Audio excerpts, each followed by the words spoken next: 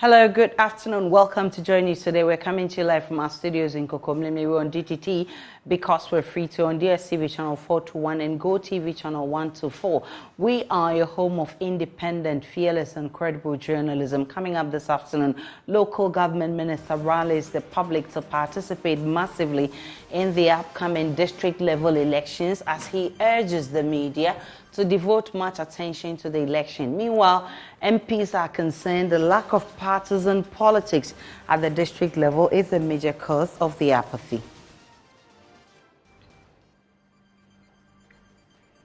Also, two SHS headmasters interdicted over charging unapproved fees in the wake of the senior high school reopening. We'll hear from the Ghana Education Service.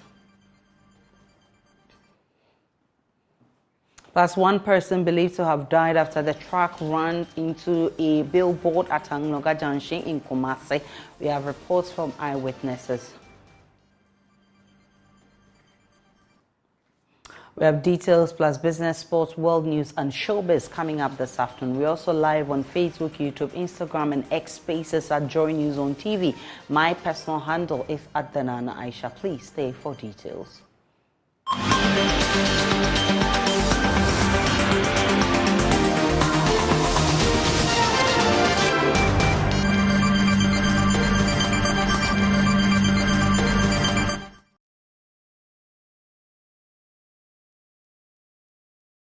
The headmasters of Orali Senior High School in Accra and the Ghana Senior High School Ghanat have been asked to step aside for investigations into alleged charging of unapproved fees and selling unauthorized items. Let's share a brief of the letters of interdiction with you, and then we can hear from the Ghana Education Service. The letter reads, "It has come to our notice that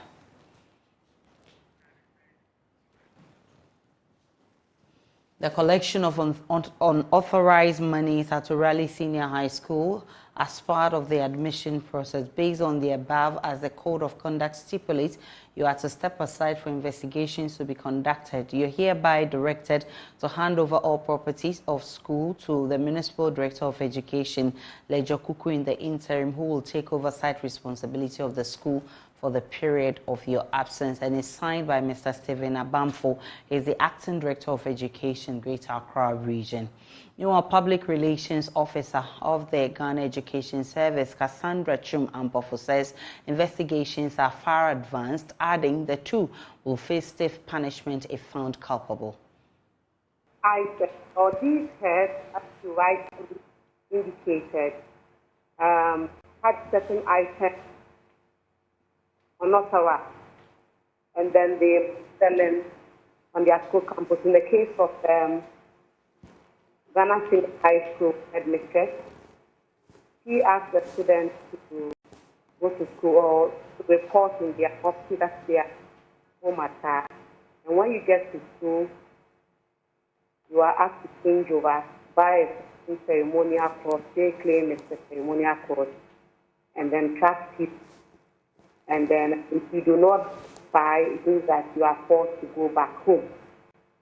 And back of Orali headmistress also took up the table charging 350, according to them, as PA charges or PA dues, and then you pay, they give you receipt before you can proceed.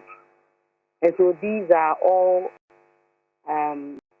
items or things that for us, we had not approved. It wasn't part of the admission process for first years. And so we have asked them to step aside so we can really delve deeper in our investigations, and then we can continue. So Ghana, they were paying or buying ceremonial cloths, 200 track suits, 250.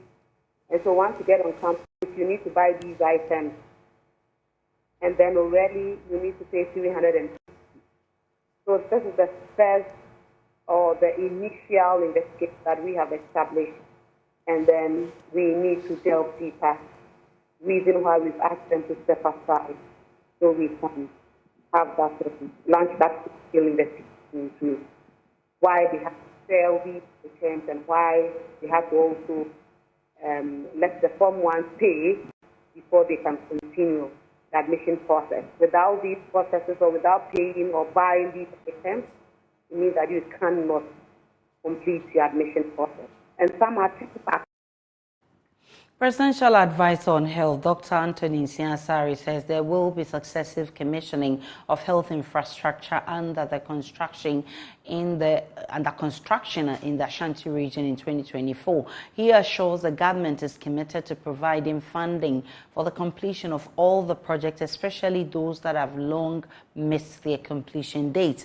Nanaya Ojima has more.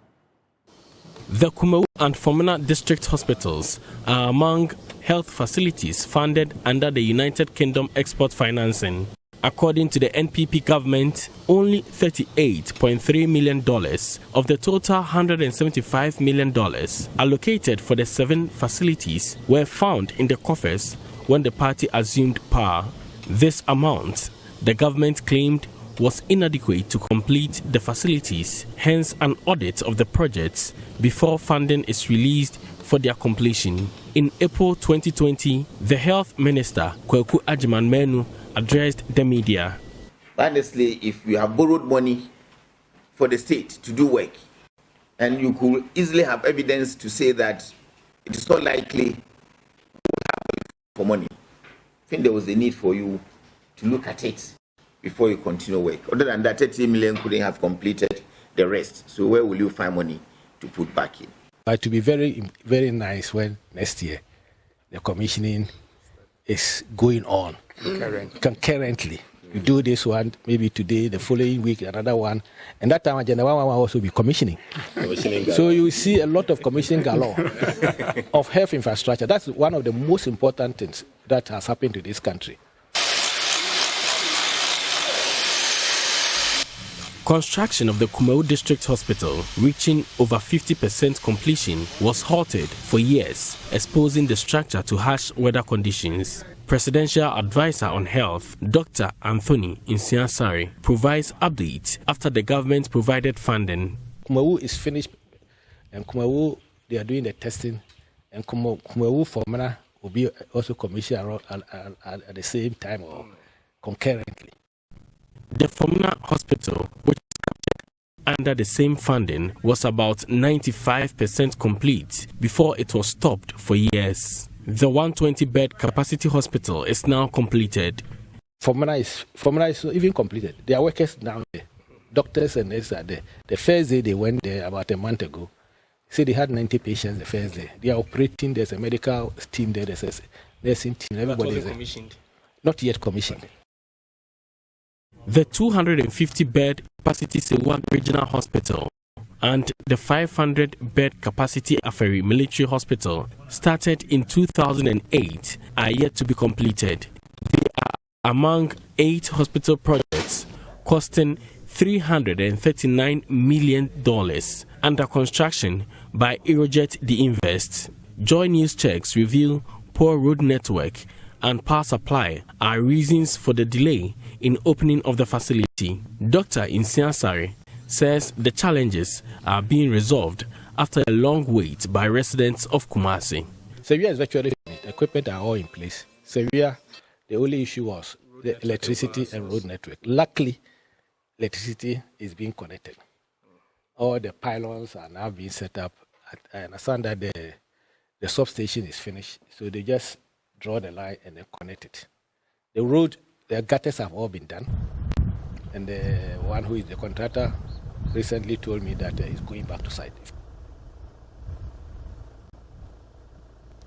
The Aferi Military Hospital, with a 500-bed capacity, will be the second largest facility in the region when completed. After a long absence, the contractors have finally returned to site for the completion of the projects. We're back to site and we are doing our best now to make the facility run back with the full capacity, and we expect to finish the project by first quarter to 2024. Aside these facilities, 18 district hospitals and trauma hospital under the Agenda 111 flagship projects are being constructed in the region. According to Dr. Nsiah-Asare, most of these facilities are at advanced stages of completion. So next year, There will be a lot of commissioning. I will be inviting you for the commissioning. So these are some of the good things which is happening so far as this government is concerned. I'm in health, so I'm very happy that what is happening in health doesn't happen before in this country. No, not even in the world. I haven't seen any government within the 4 years or 8 years doing more than 5 or 10 hospitals. So that's how it is. As political activities heighten in 2024, the question remains whether these projects, which have missed their completion dates for years, will be receiving attention due to the upcoming elections. Nonetheless, completion of these health facilities will be beneficial to the region. For JoyNews, Nana Yaljima, Kumasi. The Minister for Local Government, Botwe, is rallying the public to participate massively in the upcoming district-level elections. More than 6,000 local-level leaders are expected to be elected to the various district assemblies. The district-level elections, however, have over the years been plagued with poor participation. Botwe says MPs must get their constituents to participate while urging the media to devote as much time to the election as they do for parliamentary and presidential elections. Kweku Asante is in Parliament for us. He joins us with more. Kweku, the ranking member on the Local Government Committee actually says that the absence of partisan politics is the cause of the apathy. How did he explain this? Well, Aisha, you will recall that there were some efforts to, as it were, bring partisan politics at the level of the district-level election. In fact, the president's proposal to amend the constitution was to allow for the election of MMDCs along partisan lines. But there was some opposition to that. But if you listen to Neil Antivandapo, he believes that if political parties were involved in the election of these district-level representatives, would have boosted participation, and some of this apathy that we recorded over the years would have been dealt with. And so how does he suggest that this be resolved? Well, there's a lot of calls for this proposal to be revisited, where we can have the political parties be involved in the district level election. We heard from the NPP MP for Botwe and chairman of the Local Government Committee, who also expressed similar concerns, arguing that if we allow political parties to play a role in the district level election, it will lead to more people participating. So imagine an assembly member running on a ticket of a political party that is NDC or the NPP. And because these political parties have the base, they are able to bring these people. That will allow for more people to participate in that election. So there seems to be a convergence on this in Parliament in terms of what government should do to shore up participation in the district assemblies election. The only challenge is that the political parties do not agree whether this election of MMDCs or DCs of these areas should have the political parties involved. Because when the proposal was withdrawn by the president, that was the concern, because Parliament was almost going through with that amendment to the Constitution, which would have led to a referendum on this.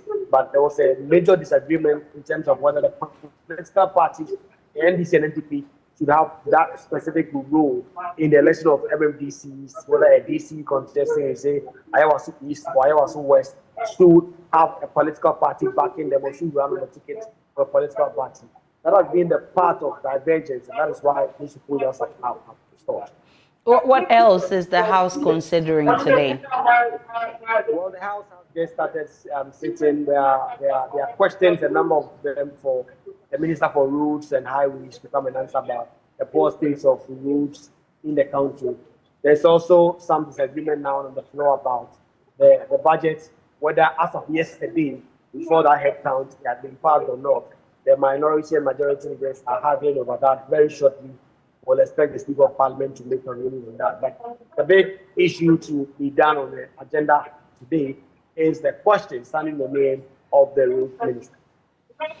Kweku Asante is our parliamentary correspondent. Definitely more will come your way in our subsequent bulletins from Parliament. But really, why are people not interested in district-level elections? We can now speak with a local governance analyst, Frederick Odro, for more.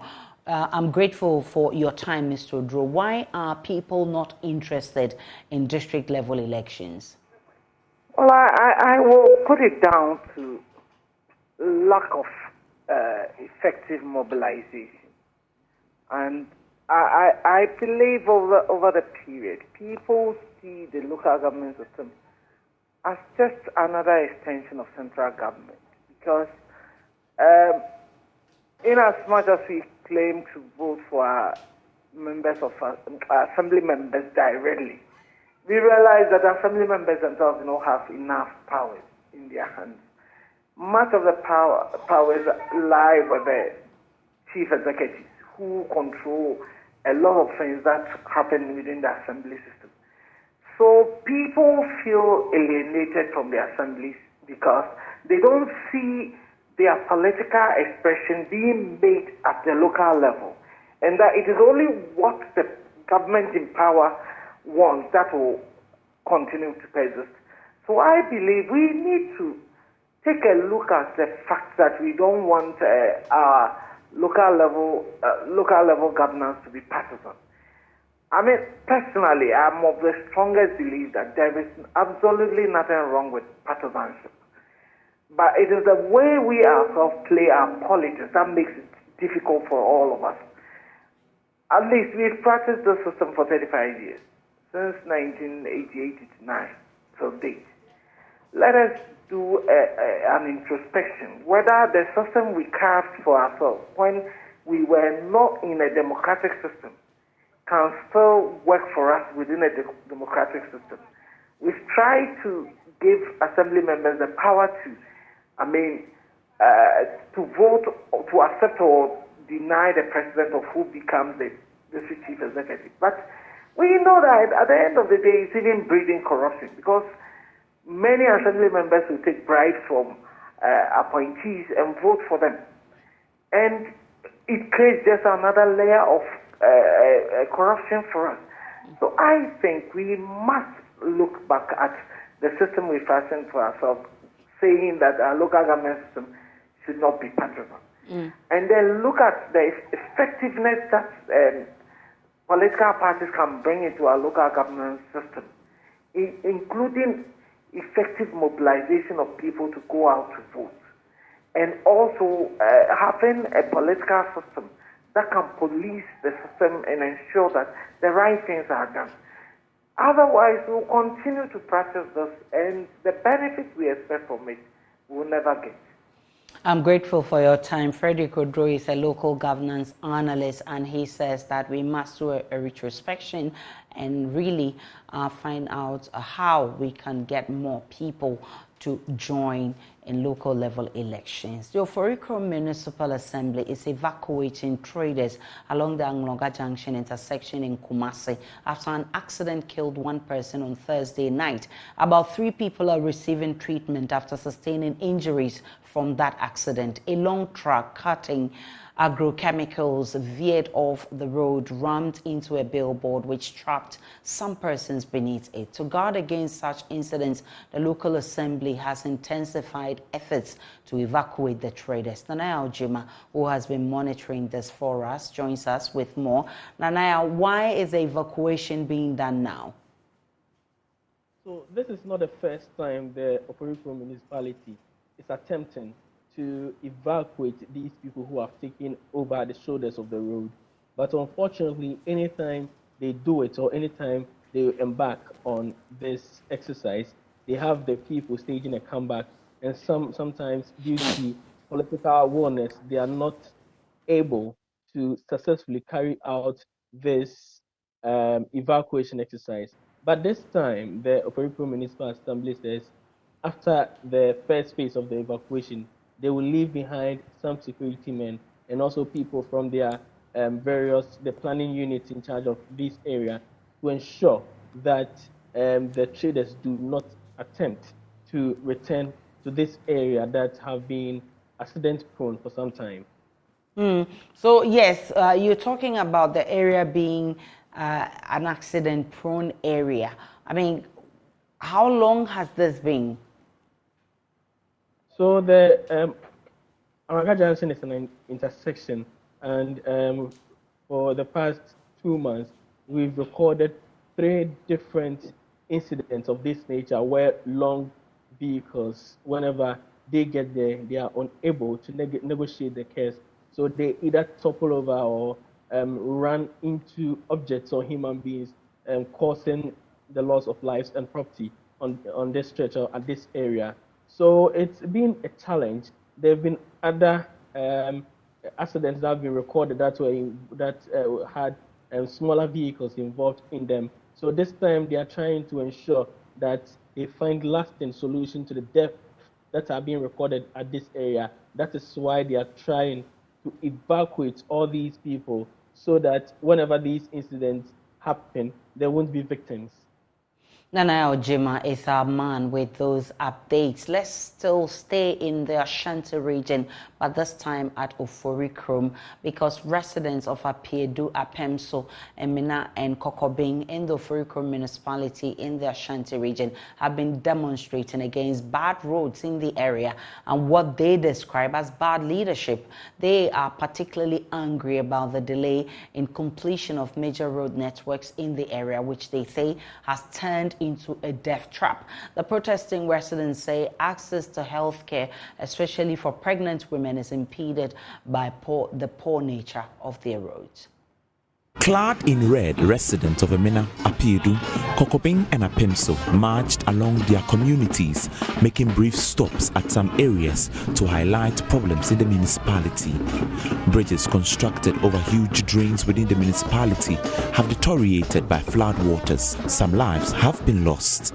The concerned youth of Oforikrom constituency expressed worry about the risk associated with using the roads amidst economic challenges. Addressing the press, leader of the group, Jerry James Suka, said the community is lagging behind in terms of development. The deteriorating state of this crucial road has become a pressing concern for the residents, impacting our daily lives, economic activities, and overall well-being. The road's current condition poses significant challenges, including but not limited to inconvenience and safety hazards. Choboy, yeah. Choboy, yeah. The poor road conditions create inconvenience for commuters and pose safety hazards for both motorists and pedestrians. Choboy, yeah. Economic implications. The road's deteriorated state hinders economic activities, affecting local businesses, transportation of goods, and overall development of the community. Some concerned residents shared their frustration with JoyNews. We all know that we are citizens here in Ghana, and as citizens in Ghana, we have our right to exercise our right. And we voted for Akufo-Addo Bawumia government to come and put things in place for us so that every Ghanaian or every citizen may have the feel of the country. But this is the case that we voted for Akufo-Addo and Bawumia government, and they are not doing anything for the citizens, and it is very pathetic. Or is it a crime for we the citizens to vote for a leader? No. So if it is not a crime, why are they refusing to do our road for us? Listen, there was a time a woman who was pregnant, he was passing by the Oforikrom road. You see the deplorable road, because of the deplorable road, he got miscarriage about his pregnancy. And it's very pathetic to see all these things. So we are begging the government of the day to come and fix our roads. And it should bear in mind that they have just 364 days. As at yesterday, they were having 365 days. But now they're having 364 days to leave office. And we are prompting them to do our roads for us. If they do or if they don't do, we are going to sack them from government coming 2024.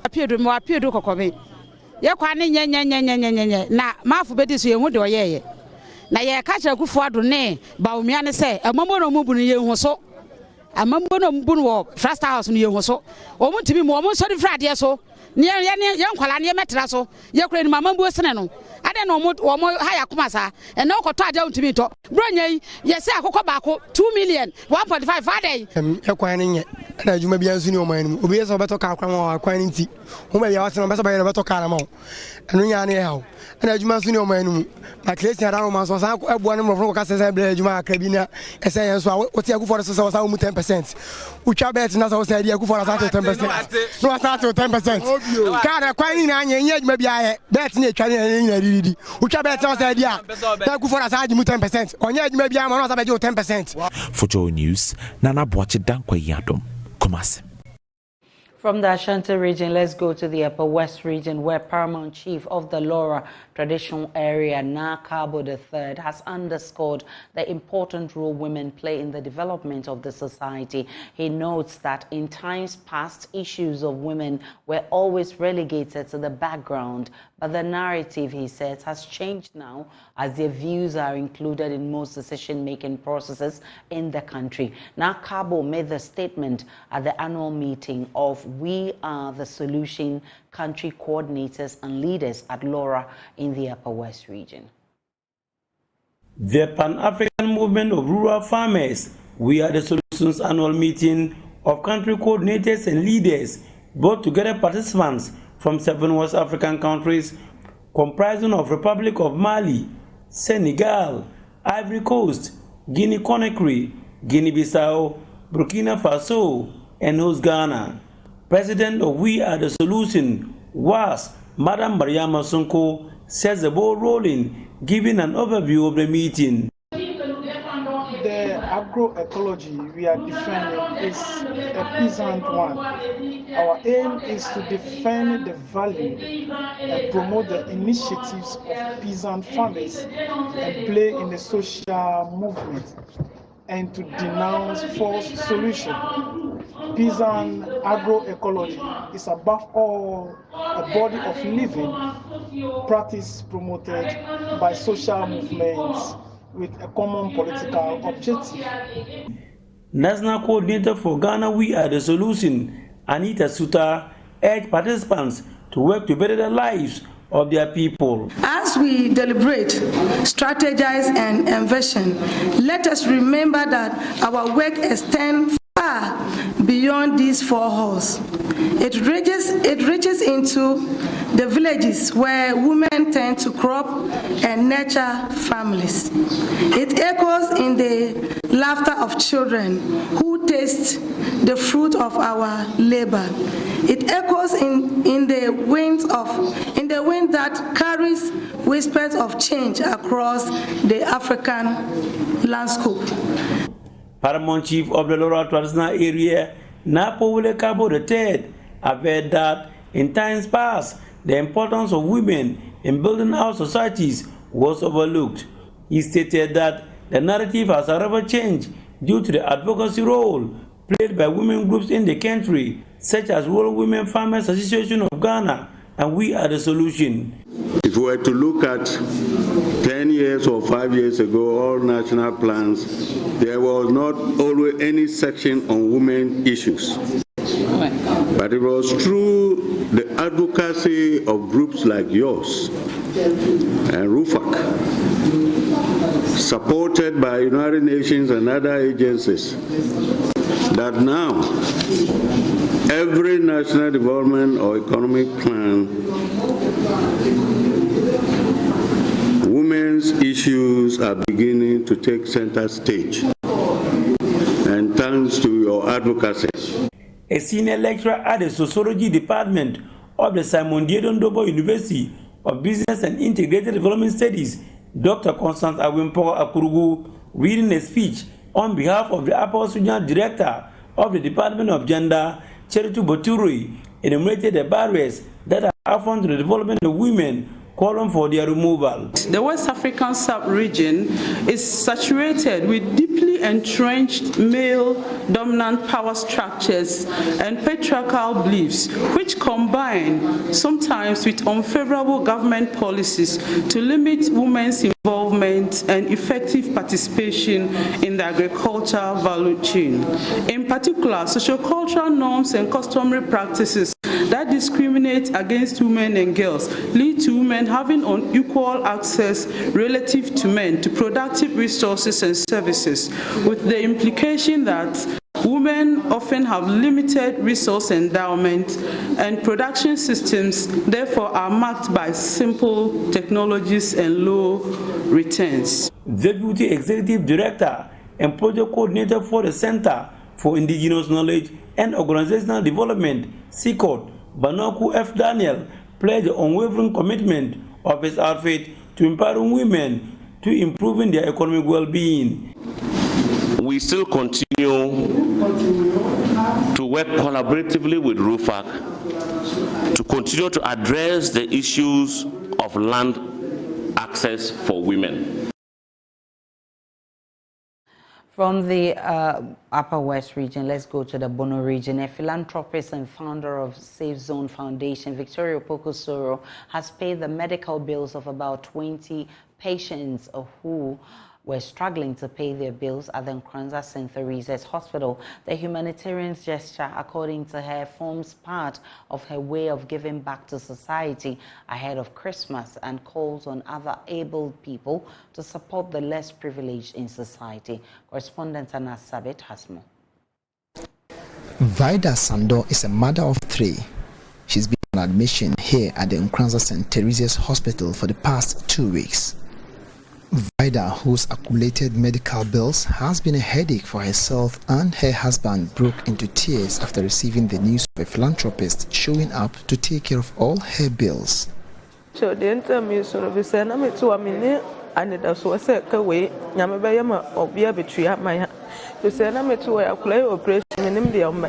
I am in tears because I was already thinking of where to get the money to pay for my bills. I was operated upon and the various costs of medicines and our accommodation here. So when this woman showed up, I was overwhelmed at the gesture and I prayed to the Almighty God to bless her.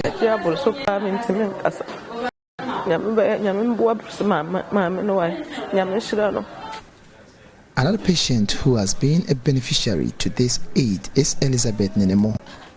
She's also been here for the past 7 days, and even though she's been discharged, she's still here because she cannot afford to pay for her bills. Sunday is exactly a week since I came here. I have been discharged though, but I'm still here because I don't have money to pay my bills. These two are amongst several others who are lucky to have benefited from the generosity of Ohenere Opokosoro, who is the founder of Safe Zone Foundation. The philanthropist, who doubles as the wife of the paramount chief of Nkranza, shares with me what prompted her to embark on this cause. I have the passion to help others, and as an Anayere, I want to use my platform to put smiles on people's face. So that touched me. Moreover, we are in December, a month of giving, and then we believe people are supposed to join their families at home, and others have given, but they are still here because of financial support. So we came here to support them, build them, pay their bills for them, and then so that they can also go home and join their families.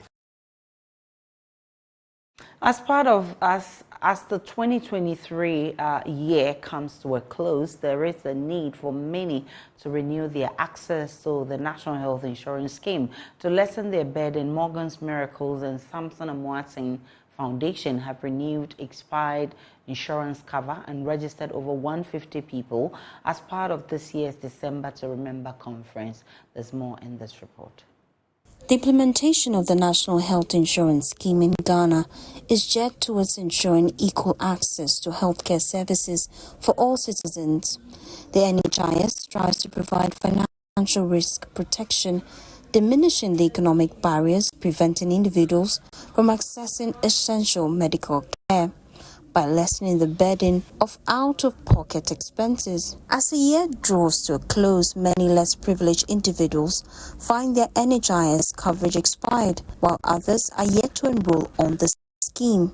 During the annual December to Remember the conference organized by Prophet Samson Amwating, vulnerable individuals had their expired NHIS cards renewed, and new registrations, including children, were facilitated.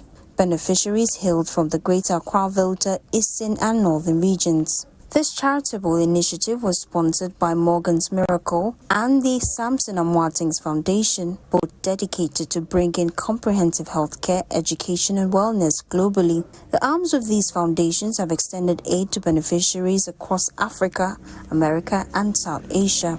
Cheryl Hill of Morgan's Miracles explained the motivation behind the act of kindness. Well, I had a school project and I was about 12 years old, and I've always been the type to help and, you know, be the one to help people that in need. So my name is Morgan, obviously. I am the CEO of Morgan's Miracles, and I said I wanted to name it Morgan's Miracles because you know how God showed miracles to people when they helped. So we are here to help, and I am Morgan. So that's where we came up with the name Morgan's Miracles.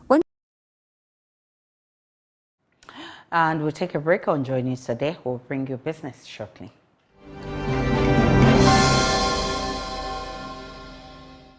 Hello and welcome to the business segment on JoyNews Today. My name is Emma Davis.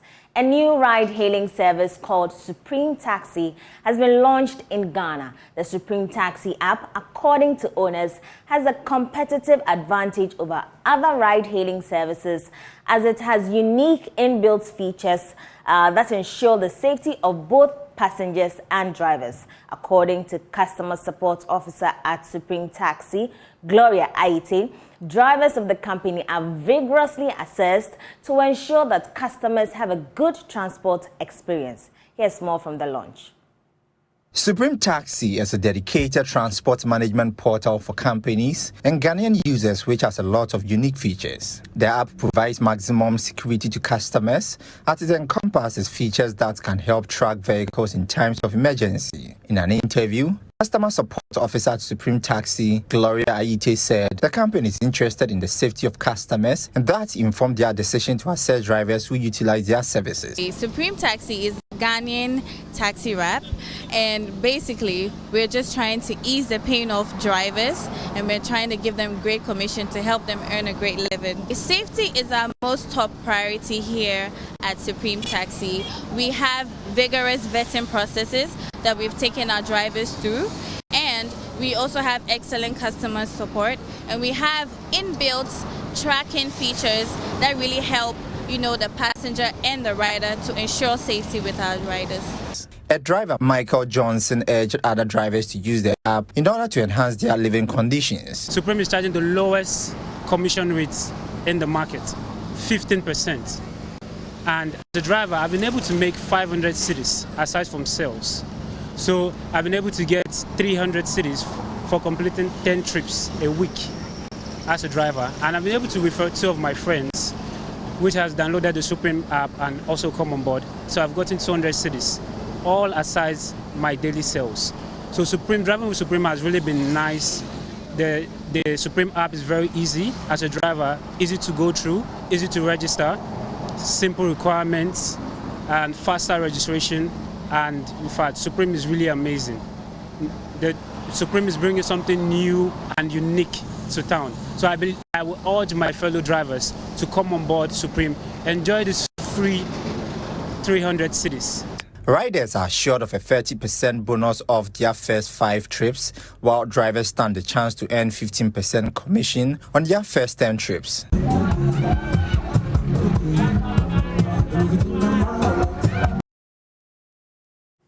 Now, the Peasant Farmers Association of Ghana have appealed for more commitment to reduce the impact of climate change on Ghana's agriculture sector.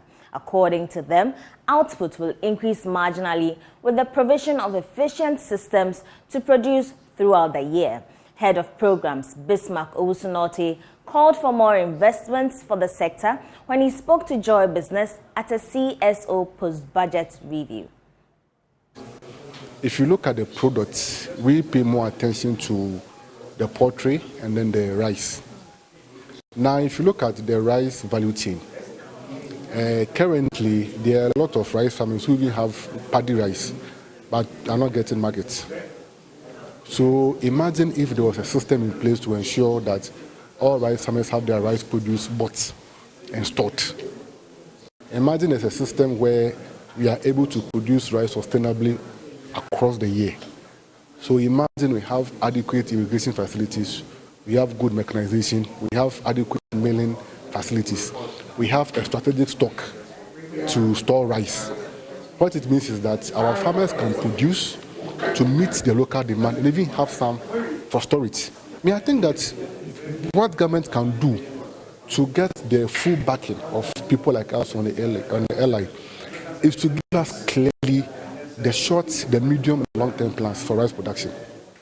So if I know that in the next 1 year, this is government plan, in the next 2 years, this is the plan, in the next 10 years, this is the plan, and we see adequate commitment to those plans, then I think we are good to go. The same for poultry. But if you just leave it blankets like that with an airline, but there are no systems in place, in the next 1 or 2 years, we might come back to the same story again. And that's not something that we want to see. So government should show a lot of commitment, give us a plan. And one of our key reasons is that instead of lumping all these products, government should look at them on a case-by-case studies, because each product has their own unique features. Rice has its own challenges, so is poultry, so is sugar. So government should find time, engage stakeholders in that sector, that we collectively agree on a model that we can use going forward. And maybe when we can all agree, then maybe it's time to put an actual restriction on imports on this particular product. But until then, I think government has a lot of work to do to convince us that the LI should be back the way it is. That's all for the business segment. My name is Emma Davis. For more business news, log on to myjoyonline.com. Up next is sports. Please stay.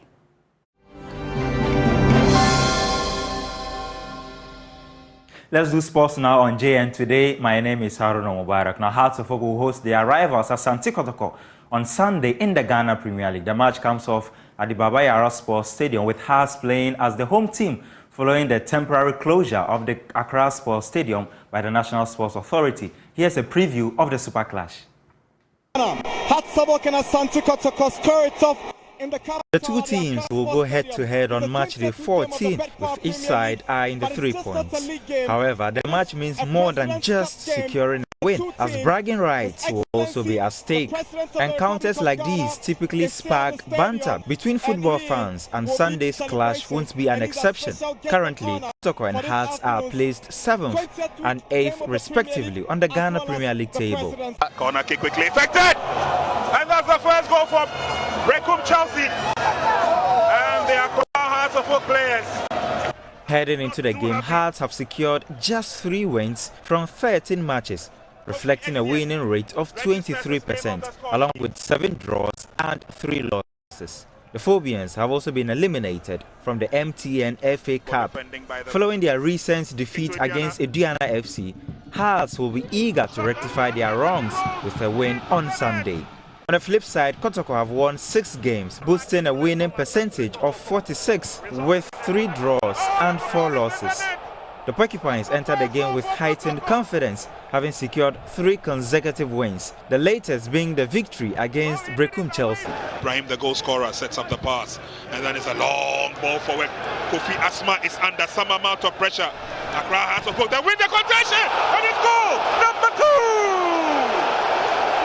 Hearts of Oak will pin their hopes on key players like Hamza Issa, who has scored 5 goals in 9 matches. The team will be banking on him to find his scoring form and lead them to victory. Kotoko, on the other hand, will rely on the informed Stephen Mukwala, who has netted 4 times in his last 3 games. In the last 10 Super Clash fixtures, the Phobians have emerged victorious in 3, while Kotoko won 2 and 5 ended in a draw. He stays onside again. It is Steve Mukwala. Can he get a second? And Mukwala unable to score. To the CAF Champions League, Midday are eyeing a second win in the competition as they face Young Africans later today. The match is quite crucial for the Ghanaian champions, who will boost their qualification to the next phase of the competition with a win. Here's their head coach, Ivan Sadote. Tricky fixtures this weekend. Why? Because Midday are third on the league log with 3 points minus 2 goals. Younger last on the log, 1 point minus 3 goals. I'm not looking up there. The two Northerners they will fight against each other. The log speaks to me as a coach.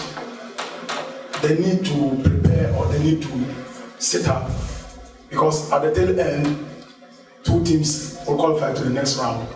So looking at the table, I can only say preparation is ongoing. I have respect for my opponent. Yanga is a team, I've met them before, I played them before, years back, 2016, if my memory serves me right. But encountering them this time around, I've observed them. Well, they're good side, I must say. The pitch tomorrow will decide as to who carries the day. But to me as a coach, once I need to come up there, I have to prepare well. Yanga is not coming here for just coming sick. They are here for a purpose, and the purpose is to ensure victory. So like I said, I know Yanga, they are very good side, I respect them. I would say as a coach, will never, I'm using the word never, underrate any opposition. Yeah, because football is a game, you know already, I will never underrate any opposition. Well, in the CAF Confederation Camp, Dreams FC will make a trip to Angola to face Lobito. And that's how I wrap up sports here on JN Today. My name is Harun Mubarak. Up next is World News. Time now for showbiz, and a Ghanaian journalist named Efua Santoa Edunum has secured approval from Guinness World Records to undertake an ambitious singing marathon lasting between 117 to 120 hours, scheduled to take place between 24th and 27th December. That is, singing marathon has already garnered significant support.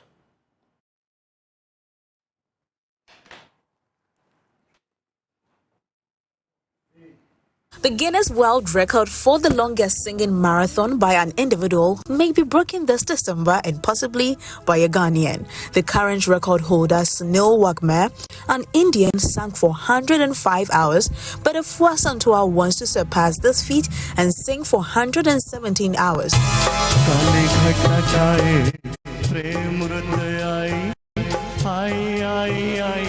Efua Santoa Edunum sent in an application for the challenge and has been approved by the board of the Guinness World Record. In an interview on Hit FM, Efua Santoa has been explaining what the challenge will mean for her. Doing 117, but we want to exceed 220 to break and set 5 days. And you have the intention of doing only Ghanaian songs? Yes, basically. But it's 5 minutes break after each hour. But what's your motivation? You know, we've been talking about how to promote Ghanaian music, and the debate and the battles goes back and forth. I thought it wise that we could equally do same, using the same platform to push Ghanaian music. Well, we've had a couple of Guinness Book record holders in Ghana, Daniel Ashite Ama and Richard Ofori, did so by scoring the fastest time to walk over 10 obstacles while carrying a person on their head. And this December will be one of the perfect moments to put Ghana on the map. For Joy News, I am Jacqueline Ansuma Yobua. And as I wrap up the bulletin this afternoon, my name is Aisha Ibrahim. Log on to myjoyonline.com. There's more of the news and updates of all the developing stories. Do enjoy the rest of our programs.